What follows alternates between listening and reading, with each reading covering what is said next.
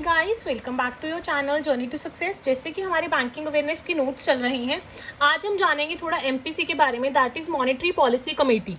जो monetary policy committee है ये कहाँ पे डिफाइंड है? ये डिफाइंड है section 45ZB of RBI act 1934।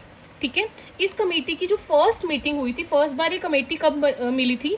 29 सितंबर 2016 में। तो पहली मीटिंग एमपीसी की 2016 में हुई थी। ठीक है, 2016 में। उसके बाद जो एमपीसी है उसमें 6 मेंबर्स होते हैं। 3 मेंबर्स तो आरबीआई अपॉइंट करती है, 3 मेंबर्स आरबीआई के होते हैं और 3 मेंबर्स सेंट्रल गवर्नमेंट के होते हैं। और जो ये 3 मेंबर्स होते हैं इनका टेन्योर होता है 4 इयर्स का। ठीक है, और जो गवर्नर ऑफ आरबीआई है, जो कि अभी कौन है मुझे कमेंट सेक्शन में बताना, वो इसके चेयरमैन होते हैं। ठीक है, अब इस बार जो आरबीआई के 3 मेंबर्स हैं एमपीसी में, मॉनेटरी पॉलिसी कमेटी में, वो कौन है? शक्तिकांत दास है और कौन है? माइकल डी पात्रा है। पहले एम के सागर हुआ करते थे, अभी रिसेंटली ही अपॉइंट हुए हैं राजीव राजन। ठीक है, आप ये लेटेस्ट पढ़ के जाना कौन 3 मेंबर है। फिलहाल के लिए मैं आपको बता देती हूँ, शक्तिकांत दास जी हैं, माइकल डी पात्रा है और राजीव रंजन है। ठीक है, पहले सागर हुआ करते थे, एम के सागर, अब उसकी जगह ये आ गए हैं न्यू। ठीक है, this is about monetary policy committee. Next, हमने कल जो मॉनेटरी पॉलिसी है उसके क्वांटिटेटिव टूल्स कर लिए थे, अभी हम कर रहे हैं क्वालिटेटिव टूल्स। देखो, क्वालिटेटिव टूल्स बेसिकली ये 6 कैटेगरीज में डिफाइंड है। कौन कौन से? Margin requirement, moral suasion, rationing of credit, consumer credit regulation, selective credit control और डायरेक्ट एक्शन। मार्जिन रिक्वायरमेंट का मतलब क्या है? बेसिक पता होना चाहिए कि जैसे कितने आपको लोन ग्रांट हो रहा है और आपकी कोलेटरल वैल्यू में जितना डिफरेंस है उसको बोलते हैं मार्जिन रिक्वायरमेंट। तो जितना ज़्यादा मार्जिन रिक्वायरमेंट होगा उतना कम मनी फ्लो होगा। ठीक है, क्योंकि मार्जिन रिक्वायरमेंट बढ़ गया तो लोग मतलब लोन्स कम लेंगे तो मनी फ्लो कम हो जाएगा। तो इसका भी नेगेटिव रिलेशन होता है मनी फ्लो के साथ। ठीक है, नेक्स्ट है मॉरल सुएशन। तो बैंक्स प्यार से बोलेंगे, मतलब जो आरबीआई है वो प्यार से बोलेगी बैंक्स को कि आपको ये करना है, इनको सेक्टर को देना है। तो मॉरल सुएशन मतलब प्यार से या प्रेशर के साथ, वो सब आ जाएगा मॉरल सुएशन का पार्ट। थर्ड है राशनिंग ऑफ क्रेडिट। इसका मतलब क्या होता है? Fixation of credit quotas for different sector. Different sectors के लिए आरबीआई कोटा फिक्स कर देती है कि इस सेक्टर के अंदर आपको इतना क्रेडिट देना है, इस सेक्टर के अंदर इतना क्रेडिट देना है।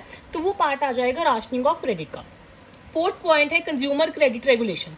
आरबीआई क्या करती है? फिक्स कर देती है टाइम पीरियड रीपेमेंट का, या ऐसे ही इन वेज से आरबीआई क्या करती है? कंज्यूमर क्रेडिट रेगुलेशन करती है। इसके थोड़े नाम ही क्लियर होना जरूरी है, इसका इतना डेप्थ करने की कोई नीड नहीं है। ठीक है, नेक्स्ट है selective credit control. Selective credit control में आरबीआई क्या है? रिस्ट्रिक्ट कर देती है कि इन सेंसिटिव कमोडिटीज के अगेंस्ट आपको लोन नहीं देना, तो वो रिस्ट्रिक्शंस लगा देती है। अगर ये बैंक्स बातों से नहीं मानते तो फिर वो दंडों से मनवाती है, तो मतलब वो डायरेक्ट एक्शन ले लेती है। ये है last tool of qualitative tools monetary policy के। ज़्यादा इंपॉर्टेंट क्वांटिटेटिव टूल्स हैं, बट क्वालिटेटिव टूल्स के हमें नाम पता होने चाहिए। ठीक है, अब हमने स्मॉल फाइनेंस बैंक अच्छे से किया था, एक बार मैं आपको दोबारा करवा रही हूँ, दोबारा रिवाइज करवा रही हूँ। देखो, स्मॉल फाइनेंस बैंक में हमने पढ़ा था कि प्राइवेट बैंक्स भी स्मॉल फाइनेंस बैंक हो सकते हैं। ये डिपॉजिट्स भी एक्सेप्ट करते हैं, लोन्स भी प्रोवाइड करते हैं, और ये ATM card, debit card, credit card सारे इशू करते हैं। और ये कौन सी कमेटी की रिकमेंडेशंस पर आए थे? ऊषा थोराट कमेटी की रिकमेंडेशंस पर आए थे। और इनके लिए कंपलसरी है कि ये 25% ऑफ इनकी ब्रांचेस अनबैक्ड एरियाज में खोलें, और एफडीआई में इनकी लिमिट होनी चाहिए 74%। और इनकी एलिजिबिलिटी के लिए इन्हें 10 साल का मिनिमम एक्सपीरियंस होना चाहिए। और इनके लिए जो मिनिमम कैपिटल रिक्वायरमेंट है वो 200 करोड़ है। हालांकि अभी प्रपोजल आया था 300 करोड़ का, वो भी पास आउट नहीं हुआ है। बट हमें स्मॉल फाइनेंस बैंक को थोड़ा और डिटेल में करना है, तो अभी मैं आपको स्मॉल फाइनेंस बैंक और डिटेल में बता रही हूँ। ठीक है, तो ये रहा स्मॉल फाइनेंस बैंक थोड़ा और डिटेल में। स्मॉल फाइनेंस बैंक कोई अनदर बैंक के लिए एज अ बिजनेस कॉरेस्पॉन्डेंट काम नहीं कर सकते हैं। पेमेंट बैंक्स कर सकते हैं as a business correspondent for another bank, but small finance bank किसी और बैंक के लिए एज अ बीसी काम नहीं कर सकते हैं। ठीक है, अब जो प्रमोटर है उसकी जो maximum paid up voting capital होनी चाहिए वो मैक्सिमम 40% तक लेके आनी है उसको 5 साल के अंदर अंदर, मैक्सिमम 30% लेके आनी है 10 साल के अंदर अंदर, और मैक्सिमम 15% लेके आनी है 15 साल के अंदर अंदर from the commencement of business. ये आप ऐसे ही रट्टा मार लेना एग्जैक्ट टू एग्जैक्ट कि जो स्मॉल फाइनेंस बैंक का प्रमोटर है उसको maximum paid up voting capital 40% लेके आनी है 5 साल के अंदर अंदर, मैक्सिमम 30% लेके आनी है 10 साल के अंदर अंदर, और मैक्सिमम 15% लेके आनी है 15 साल के अंदर अंदर from the commencement of the business. ठीक है, अब इसकी मिनिमम कैपिटल रिक्वायरमेंट मैंने आपको बताई है 200 करोड़ है। बट अगर इनका नेटवर्क इतना बढ़ जाता है और इनकी कैपिटल 500 करोड़ तक पहुंच जाती है तो स्मॉल फाइनेंस बैंक के लिए कंपलसरी है, मैंडेटरी है अपनी लिस्टिंग करवाना विद इन 3 ईयर्स। ठीक है, अगर बिलो 500 करोड़ है तो इनके लिए ऑप्शनल है, बट अगर अबव 500 करोड़ पहुंच जाती है तो इनके लिए मैंडेटरी है, इन्हें लिस्टिंग करवाना है विद इन द 3 ईयर्स। और जो स्मॉल बैंक्स हैं, फाइनेंस बैंक्स हैं, वो कहाँ पे डिफाइंड है? Section 22 of banking regulation act 1949। ठीक है, अब एक दो छोटे छोटे टॉपिक्स और कर रहे हैं। एक है एग्रीकल्चर इंफ्रास्ट्रक्चर फंड, ये बहुत इंपॉर्टेंट टॉपिक है, छोटा सा है बट इंपॉर्टेंट है। एग्रीकल्चर इंफ्रास्ट्रक्चर फंड के अंतर्गत ये बैंक्स को फाइनेंशियल सपोर्ट्स प्रोवाइड करते हैं। कितने की प्रोवाइड करनी है? 1 लाख करोड़ की। कितने की प्रोवाइड करनी है? 1 लाख करोड़ की। फाइनेंशियल सपोर्ट्स किस किस को देंगे? सेल्फ हेल्प ग्रुप्स को, ज्वाइंट लाइबिलिटी ग्रुप्स को, फार्मर्स को, एटसेट्रा, बहुत सारे इसमें डिफाइंड है। अगर आपको डिटेल में पढ़ना हो तो रीड कर लेना इसके बारे में, इंपॉर्टेंट मैं बता रही हूँ कि इन्हें 1 लाख करोड़ तक की फाइनेंशियल सपोर्ट प्रोवाइड करनी है 10 साल के अंदर अंदर। वो 10 साल कब से स्टार्ट है? 2020 से लेके 2029 तक।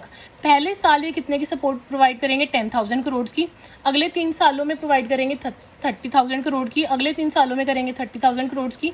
अगले 3 सालों में करेंगे 30,000 करोड़ की। तो टोटल हो जाएगा 1 लाख करोड़ की फाइनेंशियल सपोर्ट। ठीक है, और इसमें इंटरेस्ट सबवेंशन मिलेगा।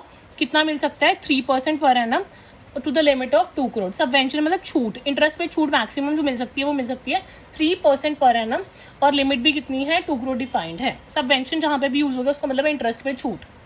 अब मैं आपको 6 सेंटर्स बता रही हूँ, ये आरबीआई के ट्रेनिंग सेंटर्स हैं, जो आरबीआई के ट्रेनिंग एस्टैब्लिशमेंट्स हैं 6 हैं। पहली 3 कौन सी हैं? RBI academy, college of agricultural banking, RBI staff college, और 3 अदर हैं जो ऑटोनॉमस बॉडीज हैं। वो कौन कौन सी हैं? National institute of bank management, Indira Gandhi institute for development research, institute for D R and banking technology. आज हमारा ये टॉपिक कंप्लीट हो गया। इसके बाद हमारे थोड़े से टॉपिक्स रह गए। एक तो इन्फ्लेशन रह गया, एक नेशनल इनकम रह गया, थोड़ी बहुत गवर्नमेंट स्कीम्स रहेगी।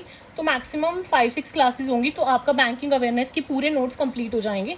तो मिलते हैं नेक्स्ट वीडियो में। Don't forget to like, share and subscribe.